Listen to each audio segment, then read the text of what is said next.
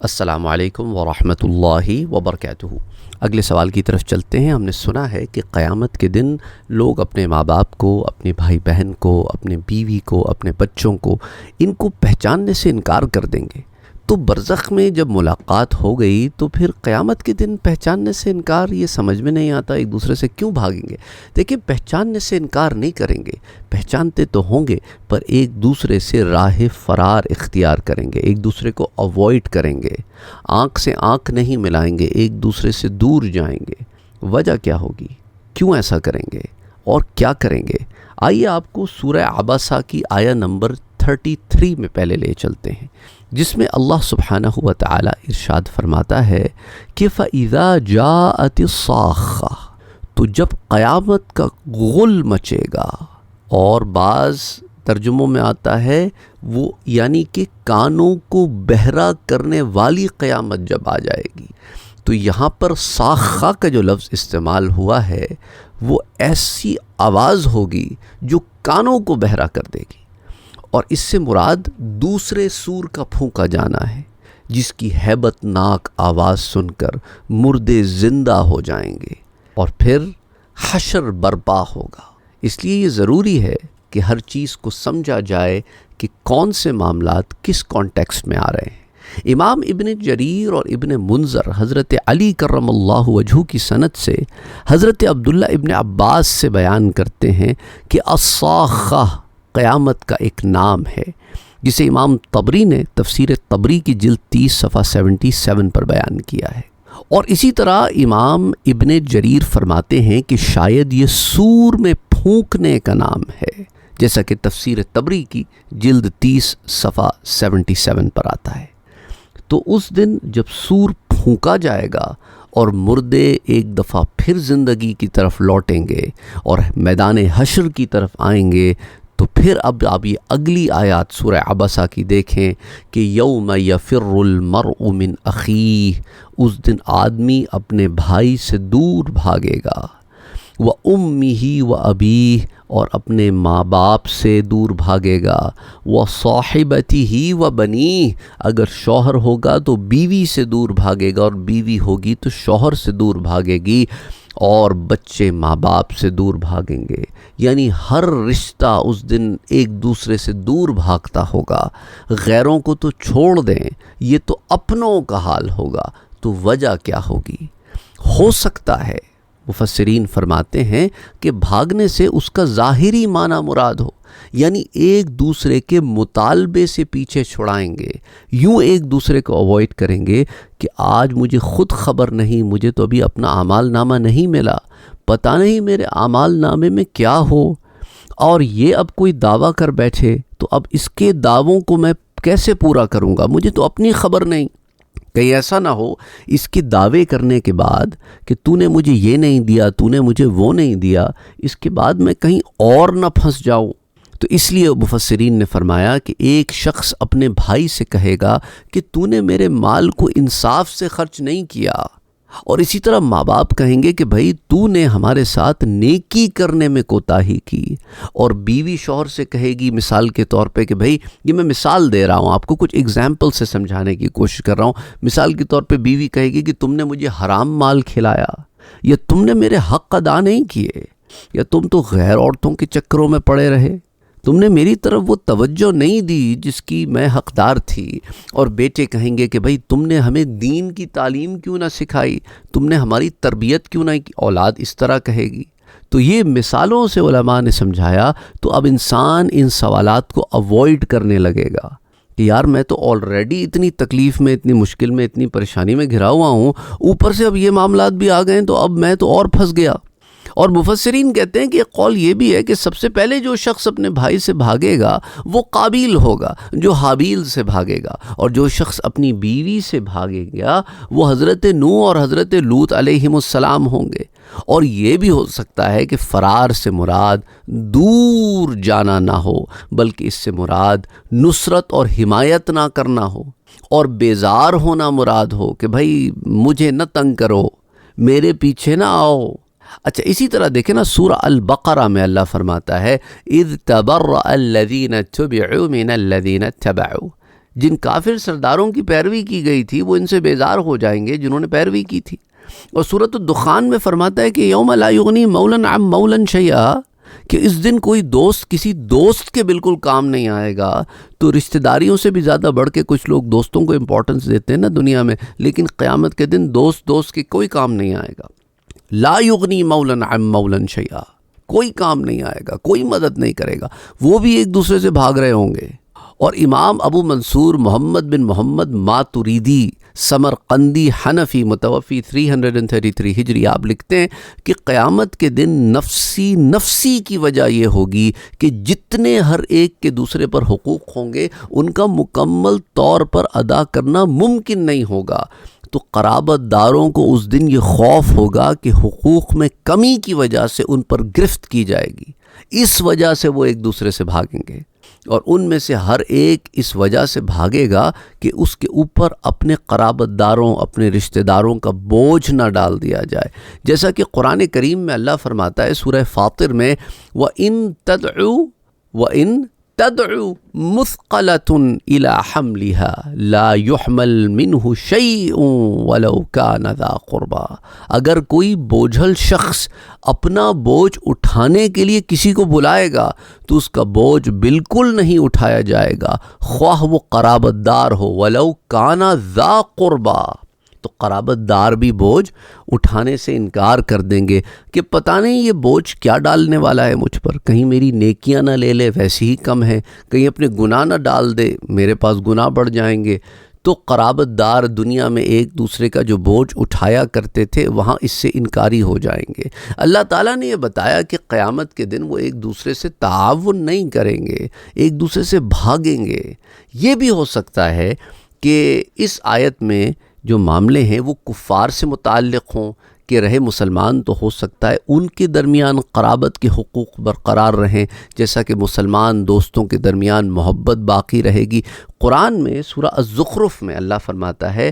کہ تمام دوست قیامت کے دن ایک دوسرے کے دشمن ہوں گے۔ الاخلاء یومئذ بعضهم لبعض عدو الا المتقین، سوائے تقوی والوں کے۔ تو اگر اس آیت میں مسلمانوں اور کافروں دونوں کے ساتھ متعلق ہونا ہو سکتا ہو، جو آیات ہم سورہ عبسہ کی دیکھ رہے ہیں، تو پھر قیامت کے بعض احوال ایسے ہوں جن میں مسلمان قرابت دار ایک دوسرے سے بھاگیں گے، یہی نفسی کا موقع ہوگا۔ پھر جب ان مومنین کو، متقین کو، صالحین کو اپنا معاملہ پتہ چل جائے گا کہ میں کامیاب ہو گیا ہوں، تو اب وہ شفاعت کے باب میں آ جائیں گے، اور وہ ان کو شفاعت کی جب اجازت مل جائے گی اور تو وہ پھر لوگوں کی شفاعت کریں گے اور ایک دوسرے کا حال معلوم کریں گے اور ایک دوسرے سے پھر بھاگنا چھوڑ دیں گے۔ اور یہی تفصیلات پھر تاویلات اہل سنہ کی جلد 5 صفحہ 387 پر آتی ہیں۔ اچھا، یہ سارے معاملے کے پیچھے وجہ کیا ہوگی؟ اس آیت میں اس کا سبب بیان فرمایا گیا ہے آیت 37 میں، جس میں اللہ فرماتا ہے یہ وجہ یوں ہوگی کہ لِكُلِّ امْرِئٍ مِّنْهُمْ يَوْمَئِذٍ شَأْنٌ يُغْنِيهِ، ہر شخص اس روز ایک فکر میں ہوگا جو اسے مصروفیت کے لیے بس کرے گا، یعنی کہ ہر شخص کو ایک ایسی فکر اس دن پڑی ہوگی جو اس کو دوسروں سے بے پرواہ کر دے گی، اسے کسی کی فکر نہیں ہوگی۔ تو اس آیت میں اس کا سبب بیان کیا گیا ہے کہ بھاگے گا کیوں؟ بھاگے گا اس لیے کیونکہ بھاگنے سے پہلے کیا معاملہ تھا؟ سور کا پھونکا جانا، اس کی ہیبت ایسی ہوگی کہ جس کی وجہ سے انسان پریشان ہو جائے گا۔ جب اٹھے گا تو دیکھے گا کہ لوگ میدان حشر کی طرف بھاگ رہے ہیں، جمع ہو رہے ہیں، تو نتیجتاً وہ بھی بھاگنا شروع کر دے گا۔ پھر اب جب وہاں پہنچ گیا تو دیکھتا ہے کہ بھئی یہاں تو اعمال نامے تولے جا رہے ہیں، یہاں تو سزا و جزا کے معاملے چل رہے ہیں۔ اب اس پر ایک ہیبت اور کیسی کیفیت طاری، اب اس میں جو جان پہچان والے نظر آ رہے ہیں اب ان کو اوائڈ کر رہا ہے، تو اتنا اس پہ ایک اثر ہوگا جس کی وجہ سے وہ وقتی طور پر بے پرواہی میں پہنچ جائے گا۔ تو اس آیت میں اس کا سبب بیان فرمایا اللہ نے، کیونکہ کوئی شخص اپنے بھائی سے اور کوئی شخص اپنے بیٹوں سے بھاگے گا، کیونکہ اس دن ہر شخص کو صرف اپنی فکر ہوگی، یعنی اس کا دل اور اس کا دماغ صرف اپنی فکر سے بھرا ہوا ہوگا کہ میرا کیا ہوگا، اور اس میں کسی اور کی گنجائش نہیں ہوگی، اور وہ اس شخص کے مشابہ ہوگا جس کے پاس بہت غلام ہوں اور وہ مزید کسی غلام کو رکھنے کی گنجائش نہ رکھتا ہو۔ علماء نے اسے یوں بھی بیان فرمایا ہے۔ اسی طرح ایک اور روایت میں آپ سے ذکر کرتا چلوں، امام طبرانی نے حضرت سہل بن سعد سے ایک روایت نقل کی ہے کہ حضور اکرم صلی اللہ علیہ وآلہ وسلم نے فرمایا کہ لوگوں کو قیامت کے دن پیدل، ننگے پاؤں اور غیر ختنہ شدہ اٹھایا جائے گا۔ عرض کی گئی یا رسول اللہ صلی اللہ علیہ وآلہ وسلم، کیا مرد عورتوں کی طرف دیکھیں گے؟ تو آپ نے فرمایا لِكُلِّ امْرِئٍ مِّنْهُمْ يَوْمَئِذٍ شَأْنٌ يُغْنِيهِ، ارے دیکھنے کی فرصت کہاں ہوگی، ہر شخص کو اپنی پڑی ہوگی جو اس کو دوسروں سے بالکل بے پرواہ کر دے گی۔ اور اسی طرح یہ روایت تو معجم الکبیر میں آتی ہے، جلد 6 صفحہ 167 پر۔ امام عبد بن حمید، امام ترمذی، امام حاکم، اور ان دونوں نے اس روایت کو صحیح قرار دیا، اور ابن مردویہ نے البعث میں حضرت عبداللہ ابن عباس سے، اور انہوں نے حضور صلی اللہ علیہ وآلہ وسلم سے یہ روایت نقل کی ہے کہ تم ننگے پاؤں، ننگے جسم اور غیر ختنہ شدہ اٹھائے جاؤ گے۔ تو حضور صلی اللہ علیہ وآلہ وسلم کی زوجہ محترمہ ام المومنین نے عرض کی، کیا ہم میں سے بعض کی شرمگاہ کی طرف دیکھیں گے؟ تو حضور نے فرمایا اے فلانا لِكُلِّ امْرِئٍ مِّنْهُمْ يَوْمَئِذٍ شَأْنٌ يُغْنِيهِ، کہ اس دن ان میں سے ہر شخص کو ایسی فکر لاحق ہوگی جو اسے سب سے بے پرواہ کر دے گی۔ امام حاکم نے اسے المستدرک میں کتاب التفسیر میں حدیث 2995 کے تحت روایت کیا ہے، اور امام طبرانی، امام حاکم، اور آپ اسے صحیح قرار دیتے ہیں، اور ابن مردویہ اور امام بہقی نے حضرت سودا بنت زمعہ رضی اللہ تعالی عنہا سے روایت کی ہے کہ حضور صلی اللہ علیہ وسلم نے فرمایا کہ لوگ ننگے پاؤں، ننگے جسم اور غیر ختنہ شدہ اٹھائے جائیں گے، پسینے نے انہیں ایسے کر دیا ہوگا، جس کی کو بیان ایسے کیا ہے حضور نے کہ وہ کانوں کی چربی تک پہنچ رہا ہوگا۔ بعض کی کیفیت ایسی ہوگی کہ اتنا پسینہ، اور پھر وہ کہتے ہیں کہ میں نے عرض کی کہ یا رسول اللہ، ہائے ہماری شرمگاہ۔ حضرت سودا بنت زمعہ کہتی ہیں کہ کہا کہ یا رسول اللہ، ہائے ہماری شرمگاہ، یعنی اس دن بھی انہیں احساس ہے کس کا؟ کتنی ماڈسٹی، حیا کا احساس ہے۔ تو ہم میں سے تو بعض کی پر طرف دیکھیں گے۔ تو فرمایا حضور نے کہ لوگ اس طرف سے غافل ہوں گے۔ پھر قرآن کریم کی آیہ مبارکہ تلاوت فرمائیں کہ یوم یفر المرء من اخیہ سے لے کر لکل امرئ منہم یومئذ شأن یغنیہ، اور اس روایت کو بھی امام حاکم نے المستدرک میں کتاب تفسیر میں روایت کیا ہے حدیث 3898 کے تحت۔ اور اسی طرح امام طبرانی نے الاوسط میں صحیح سند کے ساتھ حضرت ام سلمہ رضی اللہ تعالی عنہا سے روایت بیان کی ہے کہ میں نے حضور صلی اللہ علیہ وآلہ وسلم کو یہ فرماتے سنا کہ قیامت کے دن لوگوں کو ننگے جسم اور ننگے پاؤں اٹھایا جائے گا۔ تو میں نے عرض کی کہ یا رسول اللہ صلی اللہ علیہ وسلم، ہائے اتنی بے حیائی، کیا ہم میں سے بعض کی طرف دیکھیں گے یا دیکھ رہے ہوں گے؟ تو حضور نے فرمایا کہ لوگ مشغول ہوں گے۔ تو میں نے عرض کی کہ ان کا شغل کیا ہوگا؟ تو آپ نے فرمایا کہ ان میں ان کے اعمال نامے چونٹیوں اور رائی کے دانوں کی طرح بکھرے ہوں گے۔ وہ تو اعمال نامے دیکھنے میں مصروف ہوں گے کہ کس کو کیا ملتا ہے۔ اس روایت کو معجم الاوسط کی جلد 1 صفحہ 462 پر حدیث 837 کے تحت روایت کیا گیا ہے، اور امام حاکم نے سند صحیح کے ساتھ، ابن مردویہ نے بھی سے روایت کی، حضرت عائشہ صدیقہ رضی اللہ تعالی عنہا سے روایت آتی ہے کہ حضور اکرم صلی اللہ علیہ وآلہ وسلم نے فرمایا کہ قیامت کے دن لوگوں کو ننگے پیر، ننگے جسم اور بغیر ختنہ کیے اٹھایا جائے گا۔ تو حضرت عائشہ نے عرض کی کہ یا رسول اللہ صلی اللہ علیہ وآلہ وسلم، شرمگاہوں کی کیا حالت ہوگی؟ تو آپ نے سورہ عبسہ کی آیت تلاوت فرمائی لِكُلِّ امْرِئٍ مِّنْهُمْ يَوْمَئِذٍ شَأْنٌ یُغْنِیہ۔ امام حاکم اسے المستدرک میں کتاب التفسیر میں حدیث روایت کرتے ہیں، جلد نمبر 2 صفحہ 559 پر۔ اور اسی طرح امام ابن عساکر نے حضرت حسن رضی اللہ تعالی عنہ سے اس قول کو نقل کیا ہے، جسے امام سیوطی نے الدر المنثور میں عبسہ، سورہ عبسہ کی تفسیر کے تحت روایت کیا ہے کہ قیامت کے دن جو سب سے پہلے اپنے والد سے فرار اختیار کریں گے وہ حضرت ابراہیم علیہ السلام ہیں، اور جو سب سے پہلے اپنی والدہ سے بھاگیں گے وہ بھی ابراہیم علیہ السلام ہیں، جو سب سے پہلے اپنے بیٹے سے بھاگیں گے وہ حضرت نوح علیہ السلام ہیں، اور جو سب سے پہلے اپنے بھائی سے بھاگے گا وہ حابیل ہے جو سب سے پہلے اپنی بیوی سے بھاگیں گے، وہ حضرت نوح اور حضرت لوط علیہم السلام ہیں۔ اور پھر حضرت حسن نے یہ آیات تلاوت فرمائی کہ یوم یفر المرء من اخیہ وامہ وابیہ وصاحبتہ وبنیہ، پس وہ جانتے ہیں کہ یہ آیت انہی کے بارے میں نازل ہوئی۔ اور اسی طرح امام ابو عبید اور ابن المنذر نے حضرت قتادہ سے یہ قول نقل کیا ہے کہ قیامت کے دن انسان پر اس سے شدید اور سخت کوئی چیز نہیں ہوگی کہ وہ اسے دیکھے جسے وہ پہچانتا ہو، یعنی ایسا شخص جسے وہ پہچانتا ہو وہ چیز سب سے زیادہ شدید ہوگی اس ڈر سے کہ وہ اس سے ظلم کا بدلہ طلب کرے گا۔ اور پھر یہ آیت تلاوت فرمائی حضرت قتادہ نے کہ یوم یفر المرء من اخیہ۔ اچھا، ان آیات میں ایک اور بڑا زبردست نکتہ ہے کہ اس جگہ اللہ نے انسان کے عزیز و اقرباء کا اسی ترتیب سے ذکر کیا ہے جس ترتیب کے ساتھ دنیا میں ان کا تعلق قائم تھا۔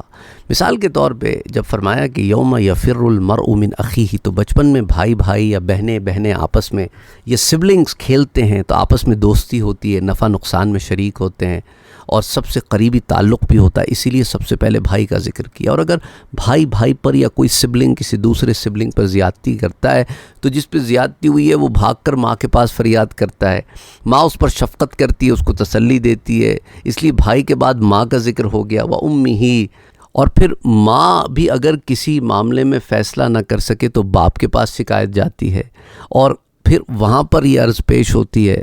تو بچہ سمجھتا ہے کہ باپ سرپرست ہے، وہ شکایت کا ازالہ کرے گا، چنانچہ باپ زیادتی کرنے والے کو تنبیہ کرتا ہے اور تمام بچوں کے درمیان توازن قائم کرتا ہے، لہٰذا بھائی کے بعد ماں کا اور ماں کے بعد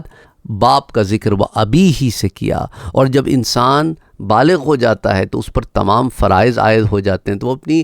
الگ حیثیت کا مالک بن جاتا ہے، پھر اسے بیوی کی ضرورت ہوتی ہے، چنانچہ وہاں پر بیوی اور خاوند کا ایک تعلق جو بنتا ہے تو بیوی کو پھر چوتھے دفعہ میں ذکر کیا، چوتھے درجے میں ذکر کیا کہ وصاحبتہ، کہ پھر ان معاملات کی طرف نشاندہی ہوئی جو پھر آنے والی زندگی میں، اور پھر میاں بیوی کے ساتھ کے بعد، کیونکہ میاں بیوی کا ساتھ کیا ہے، ہن لباس لکم وانتم لباس لہن، کہ تم تو ایک دوسرے کی پردہ پوشی، عزت و ناموس کی حفاظت کرنے والے ہو، تمہاری بیویاں تمہارے لیے لباس ہیں اور انسانی جذبات کی تسکین کا ذریعہ ہیں۔ اور سورہ روم میں اللہ فرماتا ہے وَجَعَلَ بَيْنَكُمْ مَوَدَّةً وَرَحْمَةً، ہم نے میاں بیوی کے درمیان دوستی اور مہربانی کا جذبہ رکھ دیا۔ تو میاں بیوی کے باہمی تعلقات کا نتیجہ پھر اولاد کی صورت میں سامنے آتا ہے، تو اولاد میں سے پھر بیٹے نسبتاً جو ہے بعض کو زیادہ عزیز ہوتے ہیں، بعض کو بیٹیاں، وہ ایک الگ معاملہ ہے، لیکن یہاں پہ بنی ہی کا لفظ میں کیا، بیٹوں کا ذکر کیا، اور بیٹیاں جو ہیں آٹومیٹکلی اس میں شامل ہو گئیں کیونکہ وہ بھی اولاد ہیں۔ تو یہاں پہ پھر یوں ذکر ہوا ایک ایک کر کے ان رشتہ داروں کا جو جن سے تعلق زندگی میں درجہ بدرجہ بنتا رہتا ہے۔ الغرض قیامت برپا ہو جانے کے بعد کوئی کسی کے کام نہیں آئے گا، سب ایک دوسرے سے بھاگیں گے۔ وجہ کیا ہوگی کہ سب کو اپنی فکر لاحق ہوگی جو اسے دوسروں سے مستغنی کر دے گی،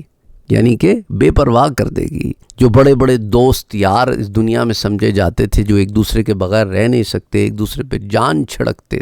وہ وہاں پر ایک دوسرے سے دور ہوں گے، لیکن یہاں تک کہ اعمال نامے مل جائیں پھر متقین کا حال جدا ہوگا۔ بہرحال وما علینا الا البلاغ۔